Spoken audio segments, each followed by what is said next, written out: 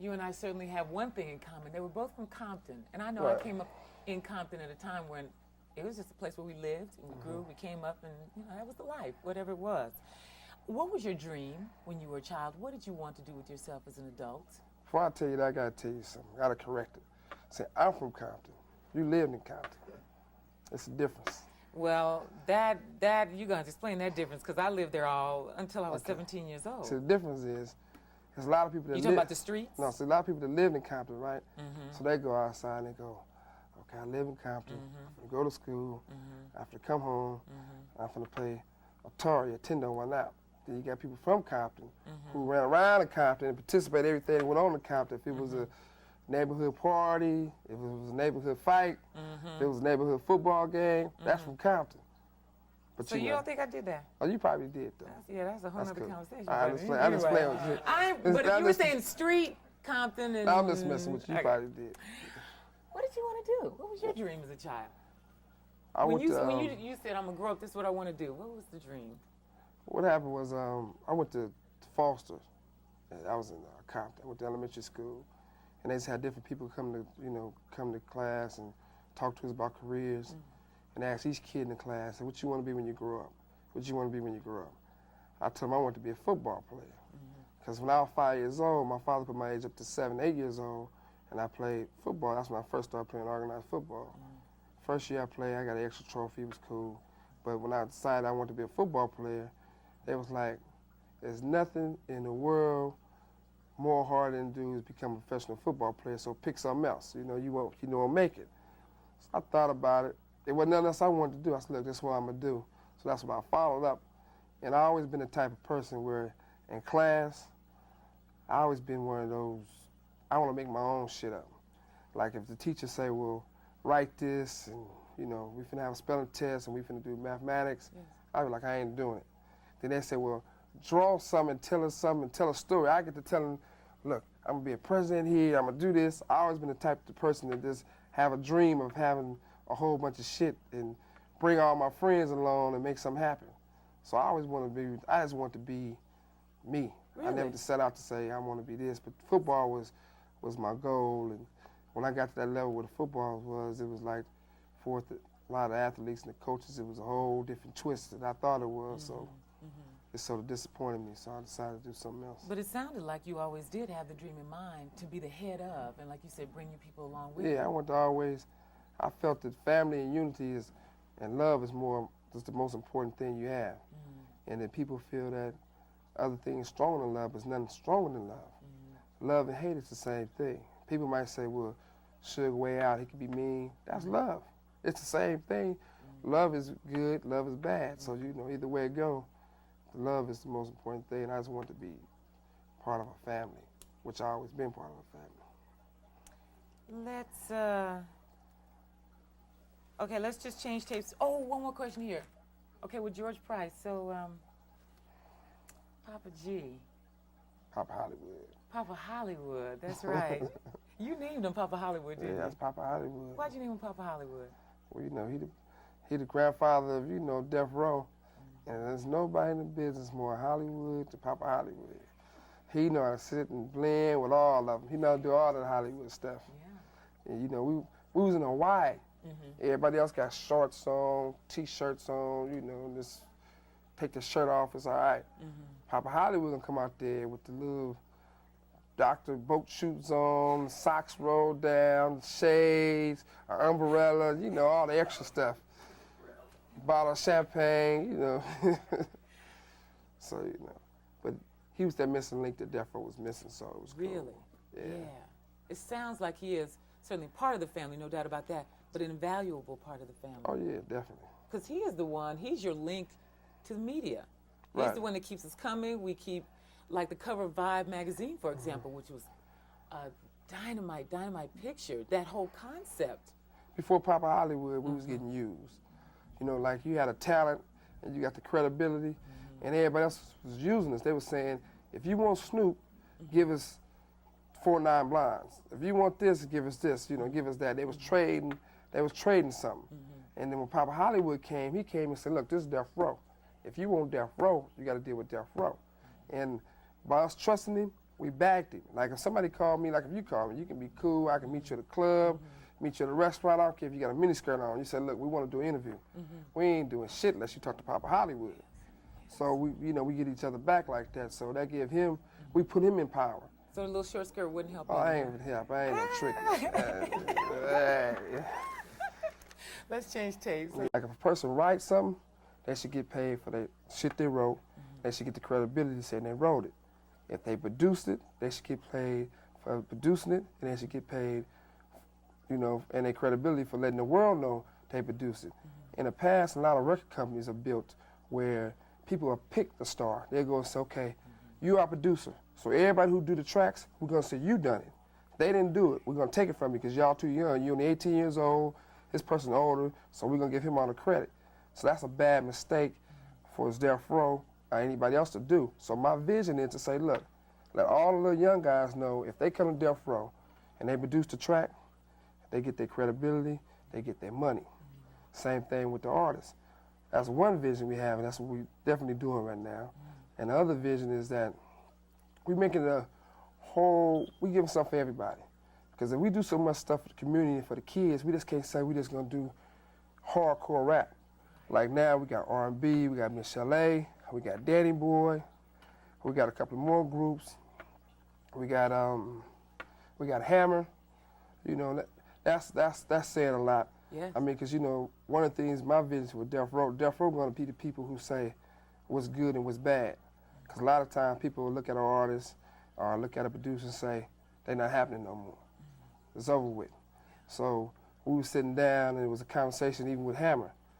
I felt, still felt, Hammer was the best entertainer in the business.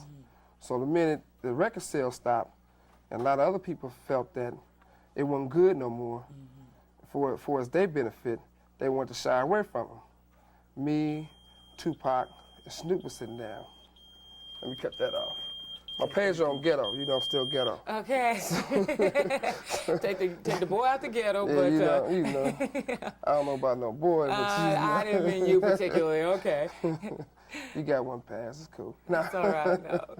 No, but the thing is that we got a little circle. Yes. Like in our circle consists of, for us the guys, Yes. is myself, Tupac, and Snoop. So we sat down and we was eating and we was conversating. And me and Hammer go way back. So we was like, yeah, people trying to say Hammer's, you know, shit ain't the bomb no more. So everybody's like, wait a minute, it ain't their decision to say what's good and what's not good. It's our decision. So we said, okay, we finna call Hammer and put Hammer on Death Row. And we're gonna go in there and make a record and make Hammer go sell all the records that he normally would sell and show the world. Because there's a lot of people imitating what Death Row does for us, you know, putting records out there. So the future is to kill all the little games, the little kiddie stuff, saying who better and who's the best and who started this, who didn't. What we're gonna do for Death Row, we're gonna put out like about anywhere to 6 or 10 records out a year. Only time other people are able to sell records on our style is when we gonna put a record out there. Then they'll remember what we do and they'll say, okay, Snoop did it like this, you know, so-and-so did it like that. So they'll go and copy the music, copy the lyrics, try to act like them, try to sound like them. And then for us, the fans, they'll be missing Snoop, so they'll go buy the next person.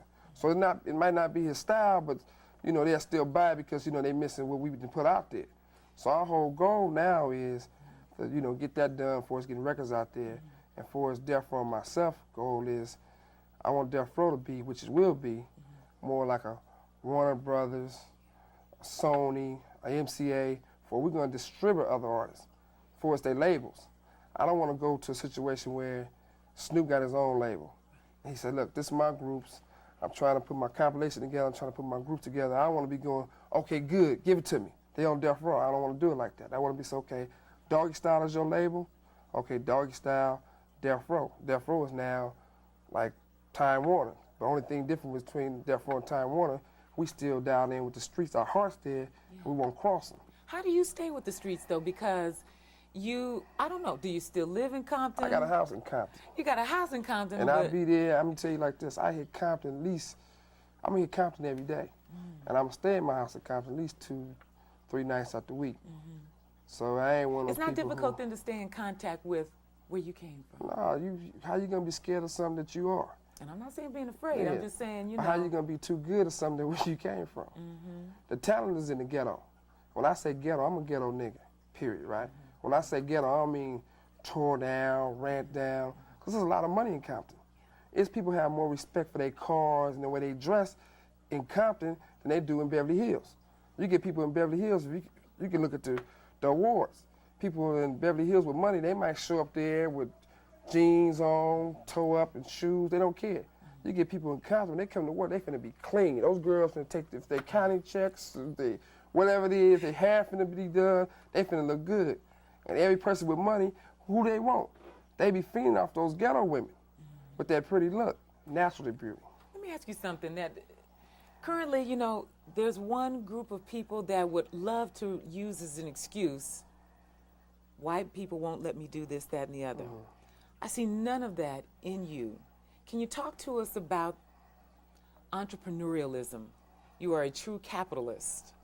You don't seem like the kind of person that walks into a wall and says, the wall's here, I can't go through it. I think you make a door when you come to a wall. Can you talk to young black people, especially the ones who feel like somebody is holding them back? Ain't nobody holding nobody back. You gotta look at something. Let me tell you like this. I know people say don't curse, but I'm a fuck up. When Suge Knight do something, they know I'm a fuck up, so it ain't no big problem.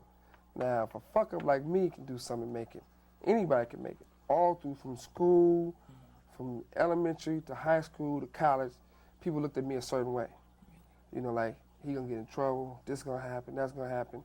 And I feel that, and I felt that I changed my life around and made it work for being an entrepreneur. A lot of people try to put a color thing in it. Yes. You know, they be going like, well, they don't want me to make it because I'm black. Right. In the music business, it's prejudice, but it's not black and white. It's young and old. Because, you know, the older people used to be the ones where say, oh, you got some groups, you want to be an entrepreneur? Give me all you got, give me your money, and I'll put your stuff out. I mean, I knew some of the people who they call themselves legends in the music business who've been the biggest disappointments in the world.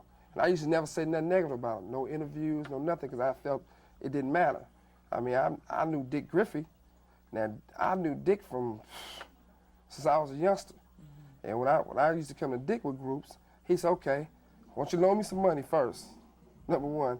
Let me sell you a studio that I don't own, but Sony owns, but I say I own it, and it's yours. And, you know, we bought it, which it wasn't his to sell. Then he'd turn around and wait till you get all the stuff you got done for his discovering the Snoop Dogg and make sure he had money for his being there with the studio with him, make sure shit go all right. Then he'll tell you, well, I don't believe in rap music. I don't want to deal with no rapper. I don't want to deal with a DJ Quick. But all of a sudden, when it hits, he want to turn around and say, give it to me. It's mine. I want it. So it leaves a bitter taste in your mouth when it comes to for as older black men in the business, because I wouldn't say men, males, because these clowns who call themselves men ain't no, you know, they ain't no man. They males. They walking around trying to take from the, you know, the youngsters and turn into their wealth, because they went Hollywood and got out of touch. So, you know, you got to deal with a lot. When you're a young entrepreneur, you finna deal with the older black men in the business that try to steal what you got. You finna deal with the women who's gold diggers who trying to take what you got. Then you finna deal with the guys who's jealous of you, who try to lie on you and put you in jail. Then you got to deal with the police who might be jealous of you, who try to put you in jail. So you got a lot on your plate to deal with. But if you stay true to yourself and be a man about it, if you're a man and you're a man of God, you can deal with it. Right now, I ain't saying I want to go to jail. But if I went to jail, you ain't gonna see me up there crying. You ain't finna see me hanging myself. You gonna see me in jail calling home saying, everybody all right? Y'all got some money? Everything good? That type of stuff. So that's the type of things that we up against and we got to deal with. So it's sort of crazy. Yeah, you should be out encouraging young people who, because I get tired of that talk about we can't do it because somebody's holding us back. And then we see examples like you, and we're like, wait a minute, somebody's got to be right. Either you lying or they're lying. Right. So it's very interesting. But one of the things I said, not to cut you off, is a lot of the entrepreneurs who make it, it's not really the youngsters' fault. It's our fault. It's my duty to go back and get them some game and say, look, I made it like this. Because majority of the people who make it, they didn't come from the ghetto. They weren't no street brothers. They was like, they do it for a gimmick, and I hate that. I hate to see a rapper. I hate to see an entrepreneur. I hate to see somebody who grew up in a all-white neighborhood, or middle-class area, right? Never participated in nothing, no drama, nothing for us growing in the ghetto. College graduate, there's nothing wrong with being a college graduate. I did it. But they was one of those straight A students, you know, everything was perfect. Then all of a sudden, rap come out. They want to dress all kind of ways. They want to call themselves a gangsters. They want to call themselves a street person. They want to say, you know, it's a problem with Death Row and Suge Knight and Snoop and Tupac against me. It's a war. That's the most craziest thing I ever heard of in my life. I get no stripes for slapping a female. I don't hit women. Or I don't pray on the weak. So how I'm a war with a guy who ain't no man?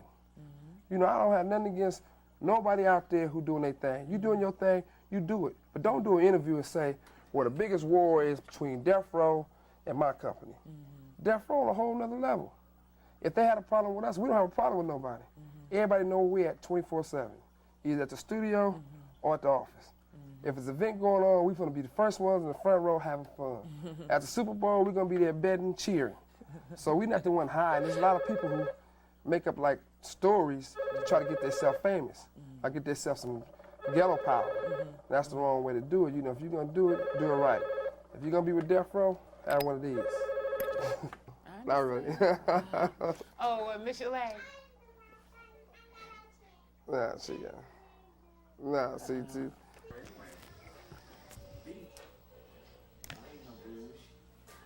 We all about the track and then Parker's putting down. Well, you know, it's too tight, so Yeah, it's gonna it's be too straight. tight. So that's pretty straight. We're gonna go in there probably next week. I got the We're gonna do a video in a couple of weeks, man. You know, we're gonna hook it up. Hook it up. Let's see, we're gonna get ready to do for the movie shit though. So you can see Death Row got the movie things popping. Everybody else doing this music, we got the movies. Well, we gotta keep Two that up. strikes, none left. 2 strikes, none left.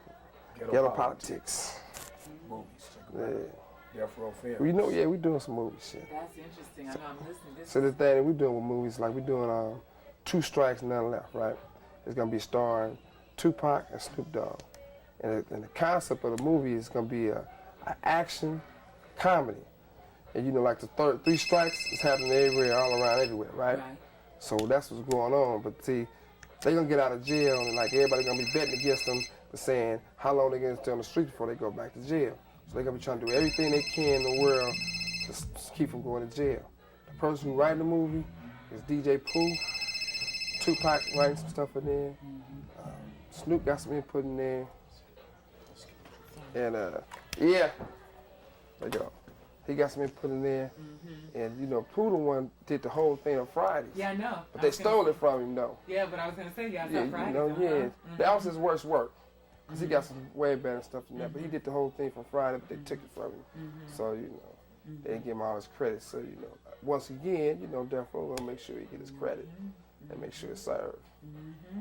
Definitely doing that. Hammer, you feel at home? Oh yeah, definitely. I mean, me and she'll go back 10 years, so you know, it's another day. I'll let you all have just a little more conversation and then we're done. Right. You're not really doing the audio anyway, huh? No, you're not Mike. That's why I don't want to get too much. If you talk to him, I can pick it up. If you're talking out this way, he's still Mike. So just a little bit more, and we just get a little shopping this angle, and that's it. Right. So, Albert, you know, everybody talking bullshit, but you fit Death Row because you wear the right jewelry. You love cars like us. That's right. You like to work hard. That's right. As you see, you riding with Oakland. You going to Oakland. Hard old time. And you know, we got over here, we got Compton, Long Beach, good old Watts, and South Central. Hooked up with 619 Dago. Oh, that's right. There you 415 510. It's all hooked up. Penitentiary hookup, huh? Penitentiary hookup. All right, cool, man. Ghetto time. Hands and vibe. Yeah. Remember the hand that has. Those are Suge's hands. Wow.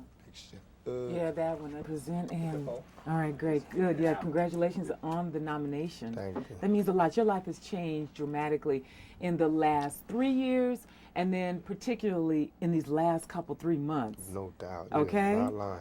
It has been a big difference. What's it mean to you, especially these last 2-3 months of your life?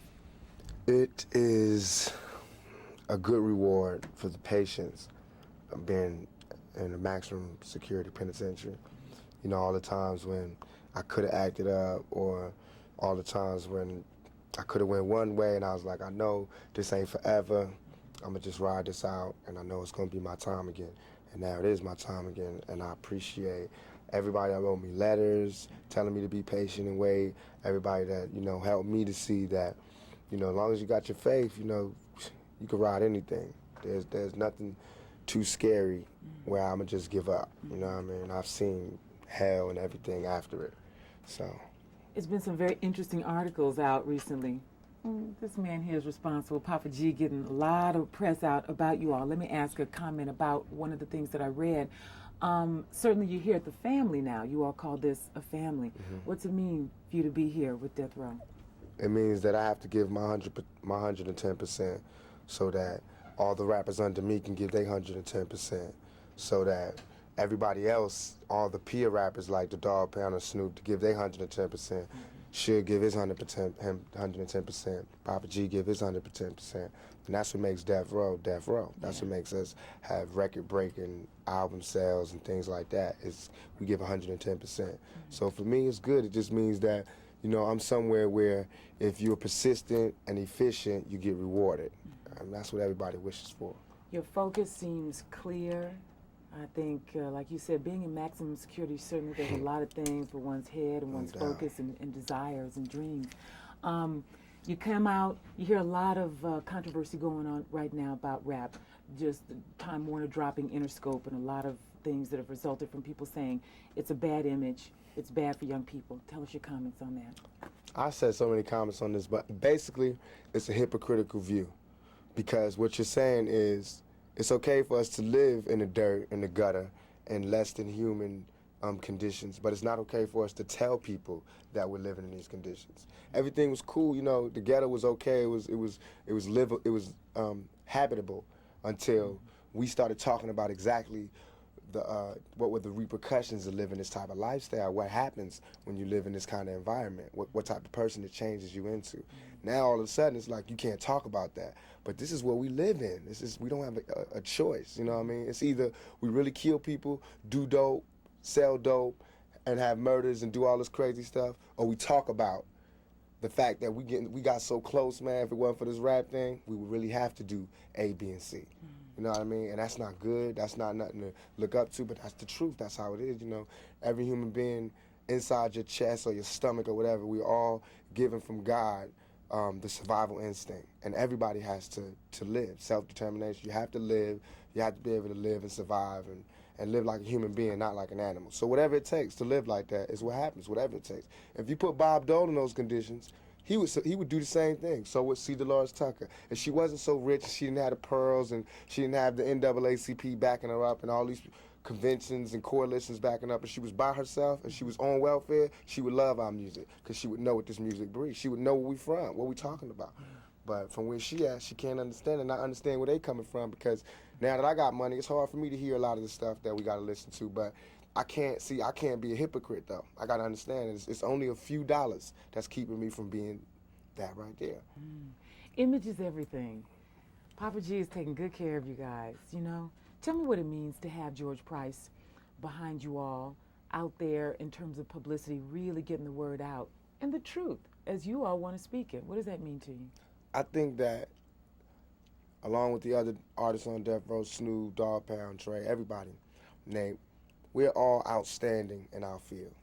And I think that Suge, in terms of being a manager, CEO, he's outstanding in his field. I think that Papa G is just keeping that tradition along by being outstanding in the field of publicity and getting the things that we have in our head to the heads of millions of people, and letting them see what we see and look at it how we want them to look at it.